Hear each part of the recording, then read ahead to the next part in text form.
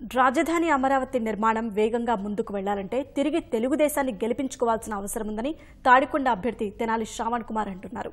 తాడికొండ నియోజకవర్గానికి అమరావతిని కానుకగా ఇచ్చిన చంద్రబాబుపై ప్రజలు పూర్తి నమ్మకంతో ఉన్నారని చెబుతున్నారు. నియోజకవర్గ ప్రజలు తనను మళ్లీ గెలిపిస్తారని ధీమా వ్యక్తం చేస్తున్నారు. మొదటి నుంచి రాజధానికి అడ్డుపుల్లాలు వేస్తున్న వైకాపాకు ఓటేస్తే ఇబ్బందులు తప్పవంటున్న శ్రావణ్ కుమార్తో ఈటీవీ ముఖాముఖి. గుంటూరు జిల్లా తాడికొండ నుంచి మూడోసారి బరిలో దిగారు తెనాలి శ్రావణ్ కుమార్. గత ఎన్నికల్లో తెలుగుదేశం పార్టీ తరఫున విజయం సాధించిన ఆయన ఈసారి కూడా ఆ పార్టీ తరఫున బరిలో దిగారు. రాజధాని అమరావతిని తన సిగిలో ధరించినటువంటి ఈ తాడికొండ నియోజకవర్గంలో ఈసారి గెలుపు ఎవరిదనేదే ఆసక్తి రేకెత్తిస్తోంది. మరి శ్రావణ్ కుమార్ విజయావకాశాలు ఎలా ఉన్నాయి, ప్రచారం ఎలా జరుగుతుంది అనేది ఆయన మాటలు తెలుసుకుందాం. శ్రావణ్ గారు, ఎట్లా ప్రచారం ఎలా జరుగుతోంది, ఎలా స్పందన వస్తుంది ప్రజల నుంచి? ఉత్సాహంగా ఉన్నారు, చాలా అపూర్వమైన స్పందన ఉంది. ఎవరిని ఓరుస్తుందనే పాయింట్ ఏం లేదు, తెలుగుదేశం ఉంది గెలుపు. కాకపోతే మెజారిటీ అంతా అనేదే దాని ఇంపార్టెన్స్ తప్ప గెలుపు మాత్రం ఖాయంగా తెలుగుదేశం గెలుస్తుందని చెప్పి నేను తప్పకుండా భావిస్తాను. ఏ అంశాలు ఇక్కడ తెలుగుదేశం పార్టీ విజయానికి ఉపయోగపడతాయి? రాజధానిని తాడికొండ నియోజకవర్గానికి ఒక కానుకగా ఇచ్చారు చంద్రబాబు నాయుడు గారు. అంతేకాకుండా ఈ ప్రాంతం కూడా శరవేగంగా అభివృద్ధి చెందుతూ ఉంది.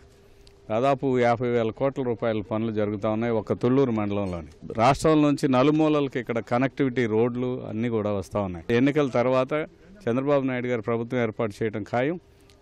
కంప్లీట్గా అత్యద్భుతమైన రాజధాని, అత్యద్భుతమైన సెక్రటేరియట్ బిల్డింగ్స్, అసెంబ్లీ, తర్వాత ఐకాన్ బిల్డింగ్స్, హైకోర్టు మొదలైనవి కూడా రాబోతా ఉన్నాయి. ఇంకోటి ఏంటంటే బయట వాళ్ళు చూసే విధంగా వేరుగా ఉంటుంది. ఇక్కడ స్థానికులు రోజు రోజుకి జరుగుతున్న అభివృద్ధి మీద ప్రజలు ఆసక్తిగా ఉన్నారు. రెండవది, చంద్రబాబు నాయుడు మాత్రమే చేయగలడని ఒక నమ్మకంతో ఉన్నారు. కాబట్టి ఆయన మీద ఉన్న నమ్మకమే ఈ సీటు గెలిపిస్తుంది. ఈ ప్రాంతంలో దాదాపు 33,000 ఎకరాల భూముల్ని రైతులు భూసమీకరణ కింద ఇచ్చారు. వాళ్ళకి ఎలాంటి న్యాయం జరిగింది? భూమిని ఇచ్చేటప్పుడే మంచి ప్యాకేజీ అనౌన్స్ చేయడం జరిగింది. అది కూడా రైతులతో చర్చించి, స్థానిక నాయకులతో చర్చించి, అందరం కలిసి ముఖ్యమంత్రి గారిని ఒప్పించి ఈ ప్రాంతంలో పైసా ఖర్చు కాకుండా భూమిని సేకరించడంలో ముఖ్యమంత్రి గారు విజయం సాధించారు. రైతులకి అలాటెడ్ ప్లాట్స్ విషయంలో, తర్వాత ప్యాకేజ్ విషయంలో సంతృప్తిగా ఉన్నారు. కౌలు కూడా 10 సంవత్సరాల పాటు ఇస్తూ ఉన్నారు. మరి రైతు కూలీలకు కూడా 2,500 రూపాయల పెన్షన్ ఇస్తూ ఉన్నారు. ఇటీవల నేను దాని మీద ఎక్కువ చేయాలని డిమాండ్ చేయడం జరిగింది. త్వరలో దానికి సంబంధించిన జీవో కూడా రాబోతాం. రాజధాని ఈ ప్రాంతంలో ఏర్పాటు చేయకూడదనేది కూడా కొంత అభ్యంతరాలు వ్యక్తం చేయడం, అలాగే కోర్టు కేసు వేయడం, రైతులను కూడా కొంత భయాందోళనకు గురి చేసిన పరిస్థితి వైకాపా మొదటి నుంచి చేస్తూ వస్తుంది. ఆ విషయాన్ని ప్రజల్లో ఎలా తీసుకెళ్లబోతున్నారు? ఇక్కడ రాజధాని అనౌన్స్మెంట్ వచ్చిన మొదటి రోజు నుంచి కూడా ఆయన దీనికి వ్యతిరేకంగానే ఉన్నారు. ఆయన యొక్క కార్యకర్తలు, నాయకులు దానికి ప్రత్యేకంగా వ్యతిరేకిస్తున్నారు. కాకపోతే ఆయన నోటితో ఆయన చెప్పట్లేదు. అసెంబ్లీలో మేము కూడా మద్దతు ఇస్తున్నాం అన్నాడు తప్ప దానికోసం, ఈ అభివృద్ధి కోసం ప్రతిపక్షానికి కూడా కొంత పాత్ర ఉంది. ఈ ఏరియా అభివృద్ధి కోసం రాజధాని మరీ ముఖ్యం. దాని విషయంలో ఆయన ఏనాడు కూడా కించిత్ చొరవ కూడా చూపించలే, ఒక పాజిటివ్ మాట కూడా మాట్లాడలే.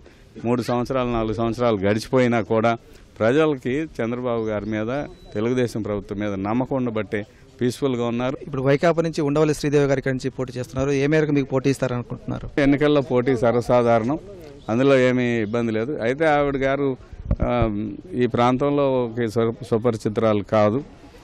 క్రిస్టినా గారు మరొక 4 సంవత్సరాల పైగా పనిచేశారు. ఓడిపోయినా కూడా వారు పనిచేశారు. వారికి సీట్ ఇవ్వలేదు. మళ్ళీ ఇప్పుడు కొత్త అభ్యర్థి వచ్చారు.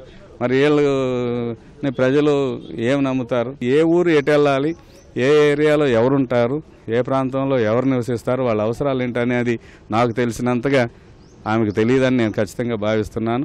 మళ్ళీ తెలుగుదేశం పార్టీ అధికారంలో వస్తే ఈ రాజధాని ప్రాంతం ఎలా అభివృద్ధి చెందుతుందని చెప్పేసి మీ నియోజకవర్గ ప్రజలకు భరోసా ఇస్తారు? దీనికి ఒక మాస్టర్ ప్లాన్ ఉంది. ఆ మాస్టర్ ప్లాన్ ప్రకారం డెవలప్ అవుతుంది. ముందు సీడ్ క్యాపిటల్ డెవలప్ అవుతుంది. తర్వాత చుట్టుపక్కల ఇన్ఫ్రాస్ట్రక్చర్, ఇక్కడ ఒక ఐకానిక్ బ్రిడ్జి, వైకుంఠపురం దగ్గర ఇంకొక బ్రిడ్జి, రాజధానికి సంబంధించిన అన్ని రోడ్లు ఓపెన్ అవుతూ ఉన్నాయి. అనంతపురం నుంచి ఎక్స్ప్రెస్ హైవే వస్తుంది.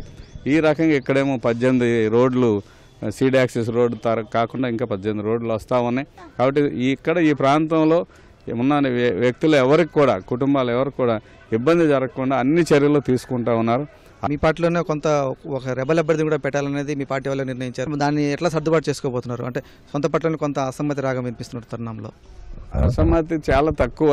వాస్తవంగా మాట్లాడితే అది మరి మేమైతే మాట్లాడి దాన్ని సర్దుబాటు చేయడానికి ప్రయత్నం చేస్తూ ఉన్నాం. మా పార్టీలో రెబల్ అభ్యర్థి కాదు, వాళ్ళు ఇండిపెండెంట్గా వేసుకుంటా ఉన్నారు. ఎవరి హక్కు వాళ్ళకుంది పోటీ చేయడంలో. వాళ్ళని ఎవరెవరు సపోర్ట్ చేస్తారనేది చూసి దాన్ని బట్టి పార్టీలోని నాయకులందరితో చర్చించి దాన్ని సర్దుబాటు చేస్తాం. Thank you sir, all the best. ఇది తప్పనిసరిగా తాడికొండ నియోజకవర్గంలో తెలుగుదేశం పార్టీ జెండా ఎగరడం ఖాయం. మళ్ళీ తెలుగుదేశం పార్టీ రాష్ట్రంలో అధికారం చేపడుతుంది. ఈ అమరావతి రాజధాని నిర్మాణం, ఇక్కడ అభివృద్ధి అంతా కూడా వేగంగా ముందుకెళ్తుందని చెప్పేసి శ్రవణ్ కుమార్ స్పష్టం చేస్తున్నారు. కెమెరామెన్ అలీతో పూర్ణచంద్రశేఖర్, ఈటీవీ న్యూస్, అమరావతి.